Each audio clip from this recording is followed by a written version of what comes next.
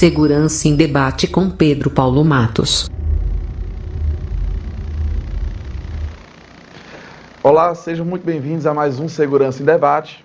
O tema hoje será muito aberto, discutir a questão das drogas. Segurança pública, saúde pública, forma de combate, história. Vai ser um papo bem aberto, bem interessante. E a pessoa que vai debater comigo, eu conheci num certo evento chamado Delta 9, muito interessante, sobre o uso medicinal da maconha. E lá, ao ver ele palestrar, eu fiquei com uma certa impressão, ou melhor dizendo, uma certa descoberta. Ah, então é assim que é ser genial. Siddhartha Ribeiro, seja muito bem-vindo. Pedro Paulo, tudo bom? Um abraço para todos os ouvintes aí e que estão assistindo a gente. Siddhartha, começar a partir da percepção mais popular que a gente tem sobre o combate às drogas.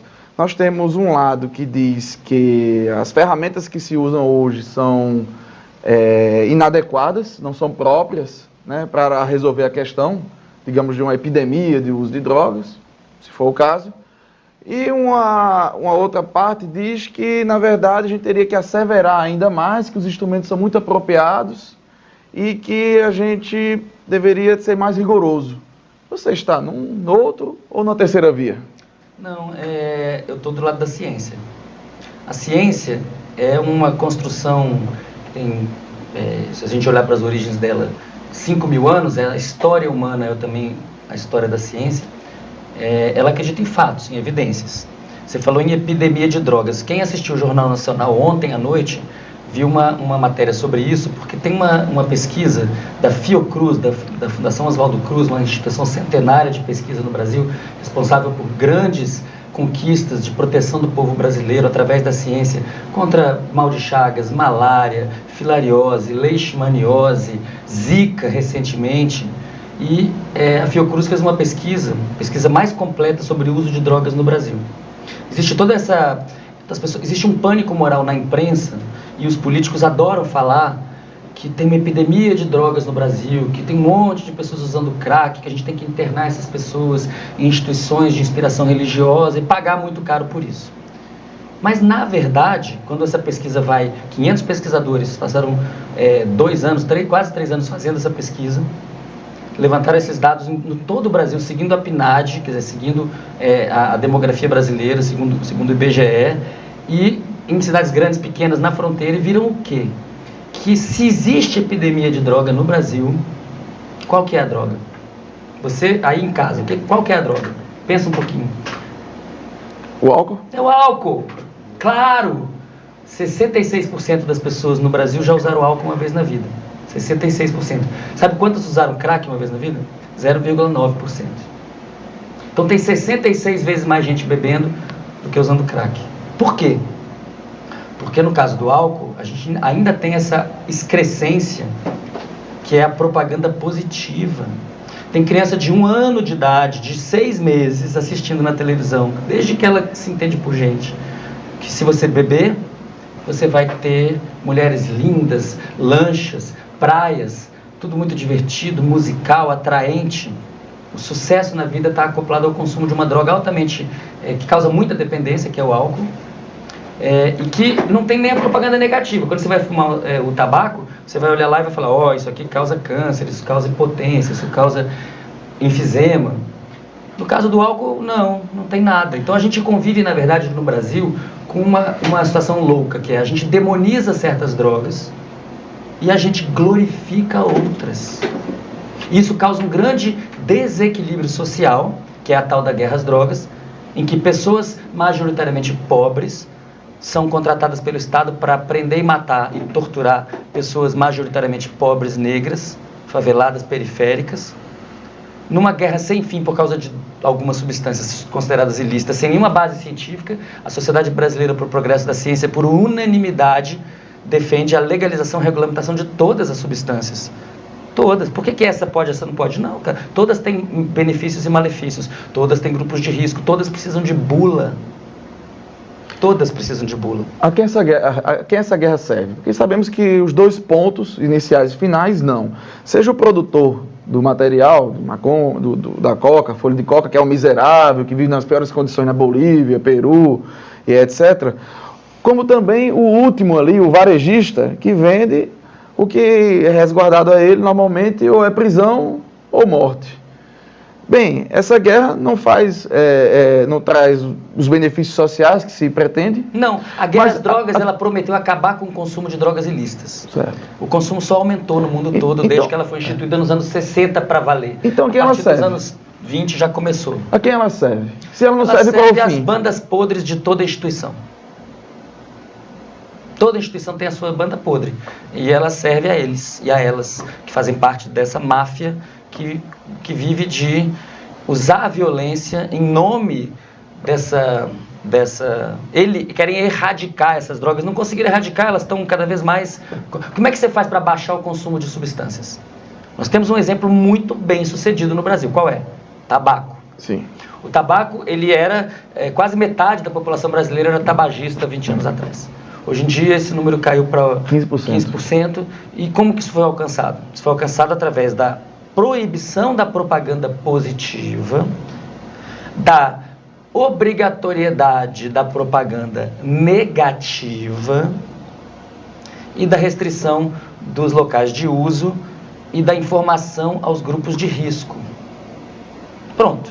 Com esse conjunto de regras no âmbito da democracia e da liberdade constitucional do indivíduo de fazer o que quer consigo mesmo, ele está sendo informado que aquilo ali dá câncer, mas se ele quiser fazer, ele é um adulto, ele vai lá e faz.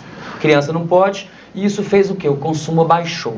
Agora vamos fazer um experimento mental. Quem está em casa assistindo, faça o experimento mental. O que teria acontecido com o consumo de tabaco se em 1990, na década de 90, o Brasil tivesse optado por proibir o tabaco? Teria alguém subindo o morro, ou indo na biqueira, ou entrando na internet para comprar tabaco ilegal? Pensa. Voltando um pouco sobre a pergunta que eu te fiz, e tu apontasse as instituições como as beneficiárias disso, seria o Estado?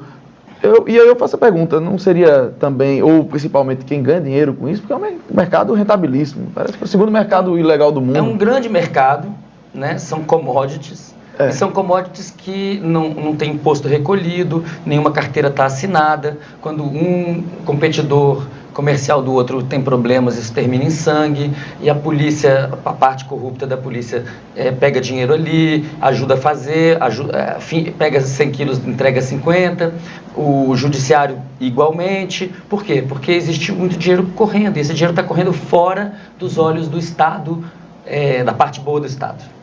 A gente precisa do Estado. O Estado é uma conquista da civilização. Tem 5.000 anos, mais ou menos, que a gente tem Estado.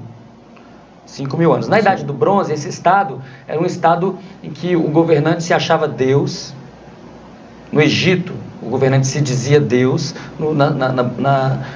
Na Mesopotâmia, ele dizia que era representante de Deus.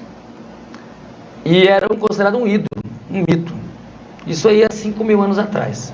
Naquela época, a ciência estava começando, estava misturada com a magia, com a astrologia, mas não está mais. Hoje em dia a astrologia é uma coisa, a astronomia é outra, né? A ciência existe de verdade, ela tem evidências. A evidência da guerra às drogas é muito ruim. Aumentou o consumo, aumentou o abuso, aumentou a violência. Até quem não usa drogas pode se dar mal com a guerra às drogas, pode tomar um tiro, uma bala perdida. É uma confusão, corrompe o Estado. Dificulta a redução de danos, a proteção das pessoas.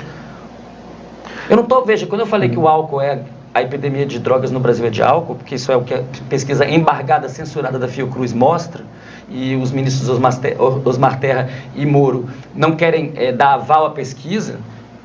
Esse aval à pesquisa não desmerece a pesquisa, desmerece os ministros, porque a gente acredita nas evidências científicas.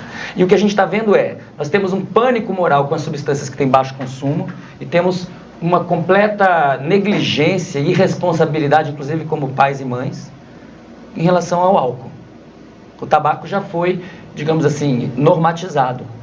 Então o que a gente tem que fazer é normatizar todas as substâncias. As que estão glorificadas a gente tem que normatizar bastante, e as que estão demonizadas a gente tem que normatizar também. Porque todas as substâncias... Não tem nenhuma razão científica para proibir uma e não proibir a outra. É simples assim, informe-se, lê na internet, vai no Wikipédia, uma boa fonte de informação. Para começar ali tem uns artigos, leia os artigos e vai se informando. A guerra às drogas tem que acabar, está acabando no mundo todo. Agora aqui no Brasil a gente vive uma volta à Idade do Bronze. uma volta a um discurso messiânico e anticientífico. O ministro Osmar Terra falou assim: eu não acredito na pesquisa, porque eu andei em Copacabana e estava vazia. Estava vazia porque tem violência porque tem droga. Tem uma epidemia de droga, e repete a mesma coisa. Agora, cadê a responsabilidade desse ministro em falar temos que restringir a propaganda positiva do álcool? Aí eu vou entrar num ponto que é justamente, que é muito vivo na população, que é repetido. E eu gostaria de saber se você concorda. Disse que a maconha, por exemplo, é a porta de entrada para as drogas. Eu posso fazer uma adaptação? A maconha seria a porta de entrada, talvez, para as drogas ilegais, e o álcool, sim, seria a porta de entrada para as drogas. Seria um raciocínio correto? O que é que você acha dessa questão? Isso está bem demonstrado no mundo todo. A porta de entrada para o mundo das drogas é o álcool, e o tabaco já foi mais. Nos anos 50, 60 era muito chique fumar. Faziam propagandas das mais incríveis, falando que fumar era bom e todo mundo fumava, e isso acabou. Então, hoje em dia, fumar, em geral, é mal visto. As pessoas ainda fumam, por quê? Porque a nicotina é altamente... causa muita dependência. Toda substância tem seus malefícios e benefícios. A nicotina causa dependência e o alcatrão, etc., causam câncer. Então, o tabaco foi regulado, tá? Mas o álcool causa muito mais males à sociedade. O álcool, quando você vê uma notícia no jornal, fala assim: o cara estava dirigindo e bateu numa parada de ônibus com 12 pessoas. Ele quase sempre estava alcoolizado. O cara entrou em casa e bateu em todo mundo. Quase sempre estava alcoolizado. E veja, eu não estou defendendo a proibição do álcool. Eu acho que o álcool é uma droga com grandes benefícios, desde que tomada no contexto adequado, por pessoas da idade adequada e em doses moderadas. É muito importante a gente entender que o problema não é o uso de drogas. O problema é o abuso de drogas, de qualquer droga. Se abusou daquela droga, vai se dar mal. Aliás, para quem acha que drogas são do demônio, lembra que quando você precisa de um remédio, você vai num lugar que se chama drogaria. Então a gente não tem que demonizar nenhuma droga, elas têm que ser legalizadas todas e regulamentadas. Como? Especificamente, de acordo com as suas características, de acordo com o que a ciência fala. Não a ideologia da Idade do Bronze, tá? Você falou de uso controlado, me lembrou muito a forma como os gregos viam, né, justamente... Deixa eu só, desculpa, deixa eu te cortar, Pedro Paulo, porque você me fez uma pergunta que eu não respondi. Você perguntou se poderia dizer que o álcool é a porta de entrada das drogas... No geral. No geral. E aí você falou da maconha como a porta de entrada das drogas ilícitas. Muita gente acredita nisso porque a maconha é uma droga com muitos benefícios e poucos malefícios, então ela é uma droga que muitos jovens conhecem e excessivamente cedo. A maconha não deve ser utilizada por adolescentes, não deve. Deve ser utilizada por adultos e velhos, os velhos mais que os adultos. Tem inclusive estudos recentes em revistas muito boas com camundongos, então não é efeito placebo, mostrando que camundongo que usa THC fica meio bobo, e camundongo adolescente fica meio bobo, e camundongo adulto e velho fica esperto. Mas eu queria que você entendesse uma coisa: existe uma questão aqui que é de classe social. O pessoal que está assistindo, entra agora na internet e procura um remédio chamado Mevatil. Esse remédio Mevatil é um tarja preta que já está nas farmácias há mais ou menos um ano. Se você olhar o que o Mevatil contém, ele contém duas substâncias. Uma se chama THC, Delta 9, e a outra se chama CBD. Uma é o THC, a outra é o CBD. Essas são duas substâncias que são encontradas na maconha. A maconha tem 150 substâncias, essas são duas. Mas elas são duas muito importantes que fazem coisas quase opostas. E quando elas fazem coisas quase opostas, elas permitem um certo equilíbrio do corpo e da mente muito importante, muito terapêutico, muito medicinal. E isso já está disponível para os ricos brasileiros há um ano. A maconha está legalizada no Brasil na farmácia, chama Mevatil. Só que é uma formulação que custa R$ 2.800 por 30 mililitros. Uma pessoa que esteja se tratando vai precisar aí de uma ou duas um ou dois desses frascos. Quem tem aí 5 mil, 6 mil reais para pagar de remédio por mês? Se você não tem, você provavelmente então precisaria utilizar o extrato da planta, que é muito eficaz, mas é barato, a pessoa pode plantar em casa. Por que será que não legalizaram até hoje o plantio, mas o rico pode comprar na farmácia um tarja preta que é maconha? Esse é o ponto que eu queria buscar agora. a questão as drogas estão inseridas, né, como a gente conhece, na humanidade desde sempre. Né? Você tem registro de 5 mil anos, 10 mil anos. Quais seriam as utilidades, os usos que materiais, como por exemplo o álcool ou a maconha, podem ter, tanto para a questão lúdica, como também para a medicamentosa? Seria bom até a gente mostrar às pessoas isso, né, para desmistificar, porque se diz o quê? Maconha é coisa do capeta. Bem, é uma coisa da natureza e tem usos muito interessantes. Eu achei até interessante vocês mostrarem o Sativex. O Sativex é esse remédio vendido lá fora do Brasil. Aqui no Brasil ele tem o nome de Mevatil, mas é exatamente a mesma coisa.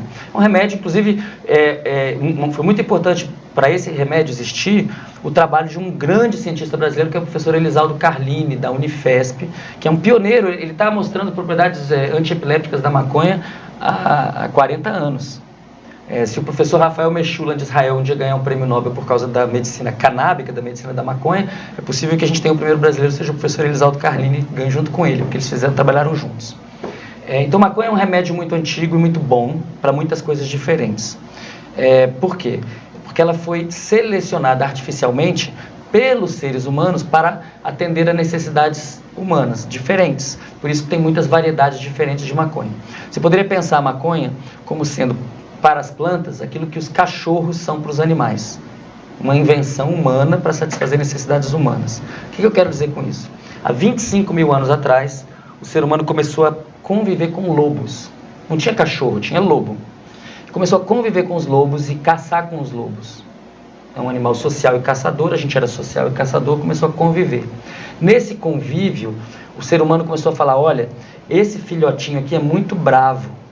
Separa ele daquele filhotinho que é manso. Olha, esse filhotinho aqui, ele gosta de seguir a gente. Esse aqui não gosta de seguir a gente. E eles foram falando, esse aqui cresceu, virou um adulto muito bravo. Então vamos cruzar ele com aquela cadela do vizinho, que também é brava. E com isso a gente pegou uma espécie, que é o lobo, e foi transformando numa outra espécie, que é o cachorro. Mas é uma espécie que fez assim, ó. A forma da espécie, as formas, os fenótipos, né, digamos assim, a aparência física e as características psicológicas de cada cão foram selecionadas pelos seres humanos. Tem um que é muito bom para pastorear ovelha, tem um que é muito bom para cuidar dos seus filhos, tem um que é muito bom para proteger a sua casa, tem um que é muito bom para um policial levar para a rua e jogar em cima dos estudantes. Hoje vai ter dia 30 manifestação e os estudantes vão para a rua defender a educação, os professores também vão, os cientistas também vão.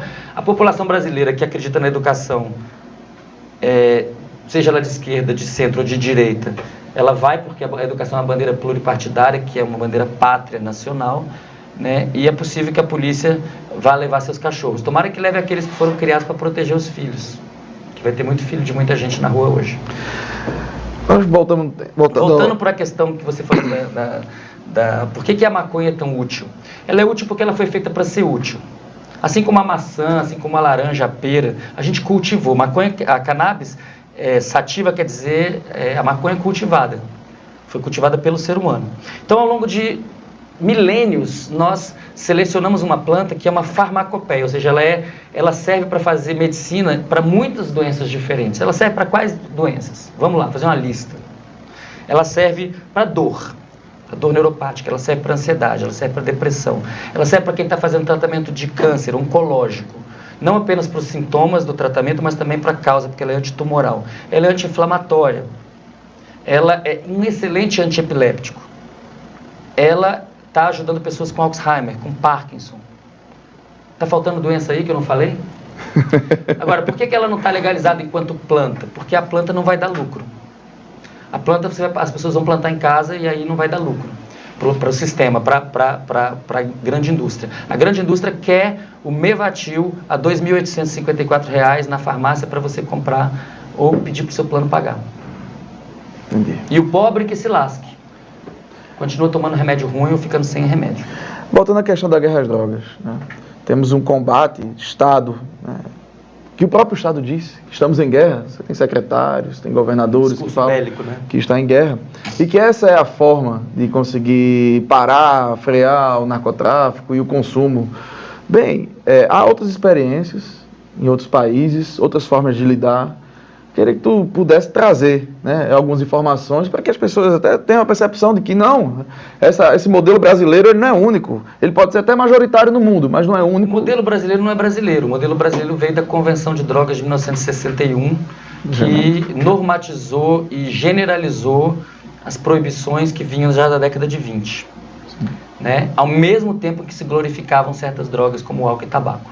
Então, tudo se explica por causa de dinheiro, de economia, quando tem sempre alguém ganhando.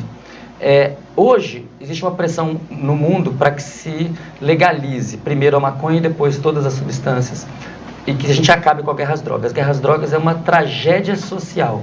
É pobre fardado matando pobre. E rico ficando rico e cada vez mais rico com isso. E o Estado sangrando em vez de se construir, se desconstruindo. A guerra às drogas é uma tragédia, ela não funcionou para impedir consumo, ao contrário. Então ela é tentar apagar uma fogueira com gasolina. Os policiais, os juízes, os promotores, os defensores públicos inteligentes e honestos já entenderam isso, e em vários países do mundo isso já mudou. O Brasil está copiando o modelo dos anos 60, que é um modelo fracassado. E é um modelo que causa muitos malefícios. A quem interessa a guerra dentro do Brasil? Não é o Brasil. Então tem que pacificar. Como é que pacifica?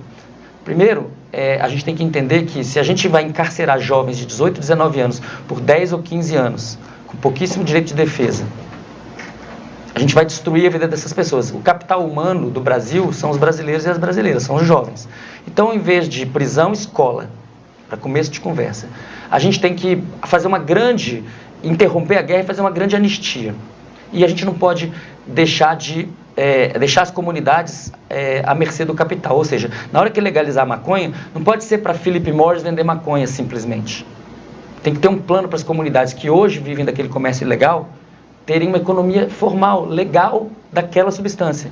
Então, a Maré pode estar coberta de telhado verde, de flor, de maconha, que nem tem a cerveja artesanal, vai ter a maconha artesanal. Por quê? Porque tem muitas variedades.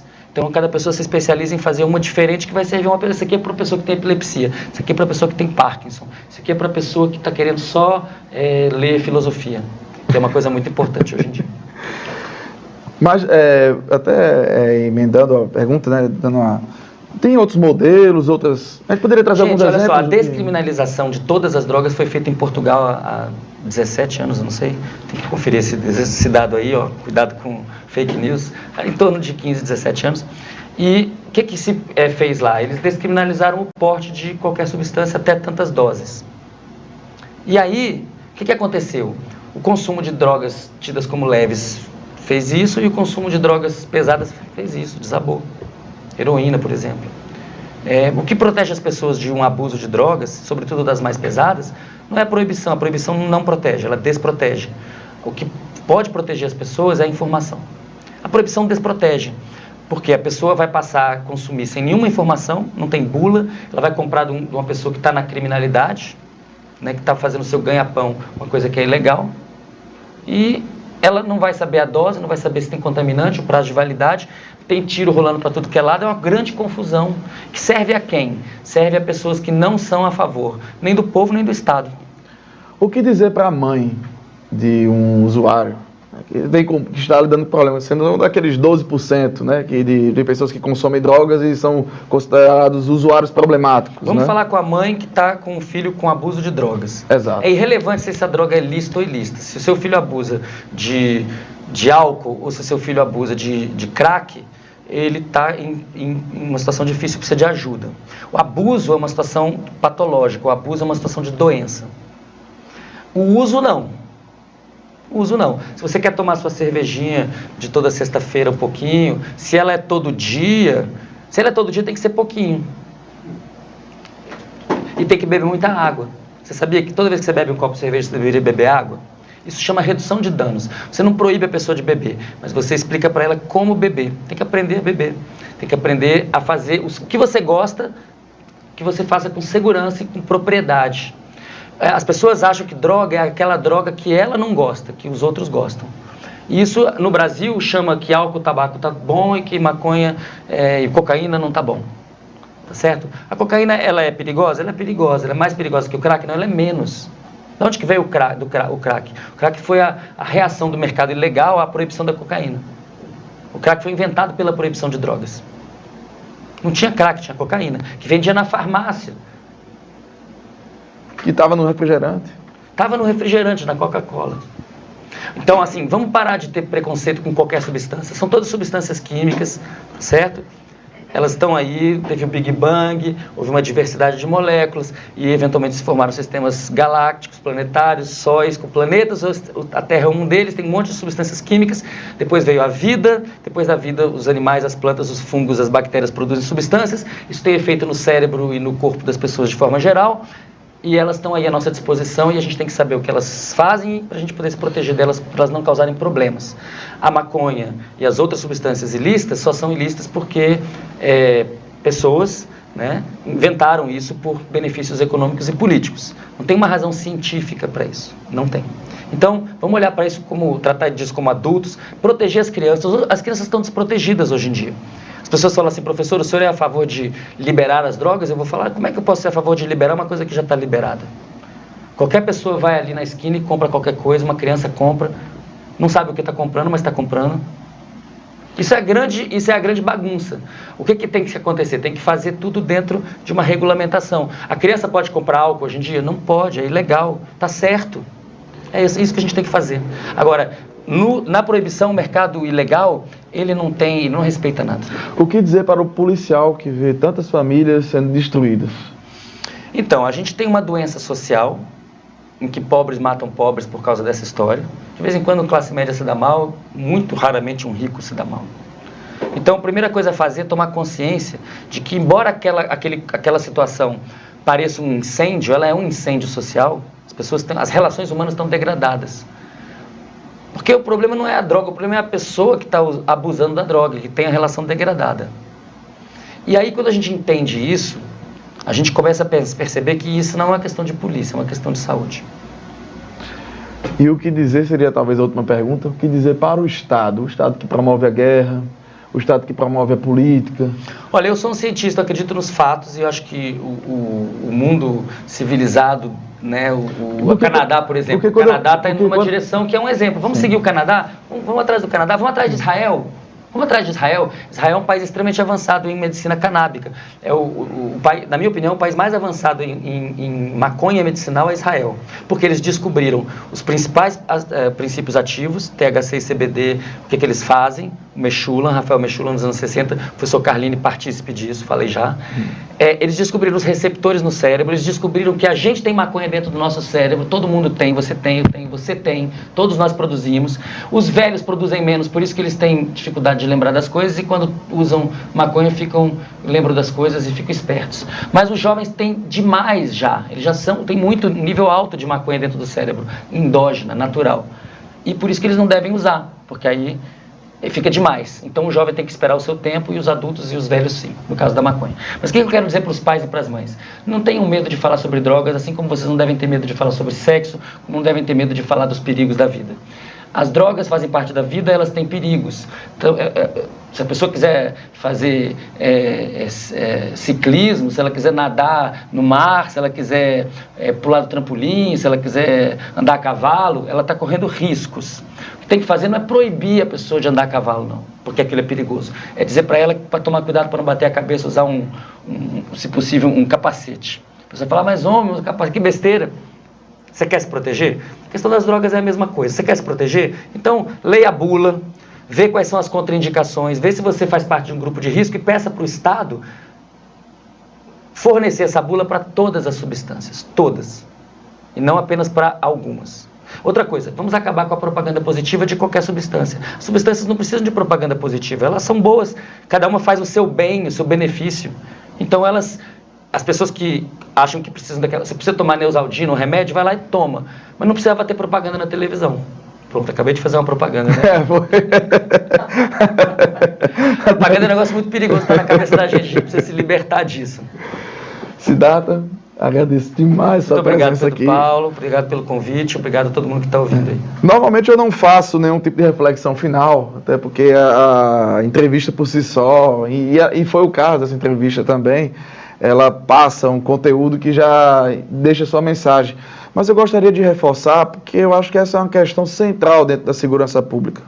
Ela é a questão das estruturas das instituições, a forma como a polícia age.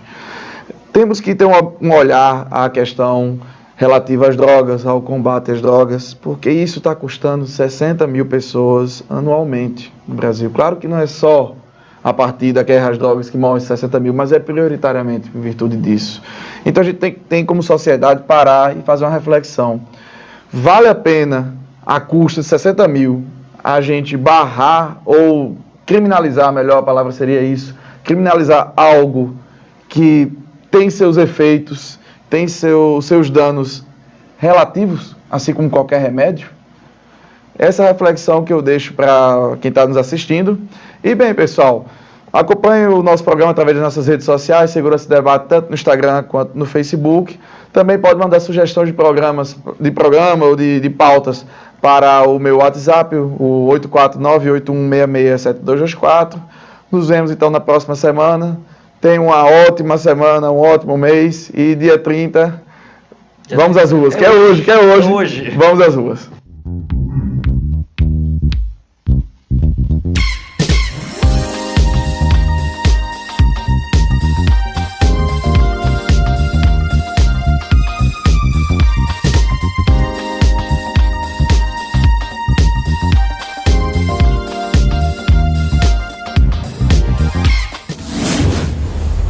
Segurança em Debate com Pedro Paulo Matos.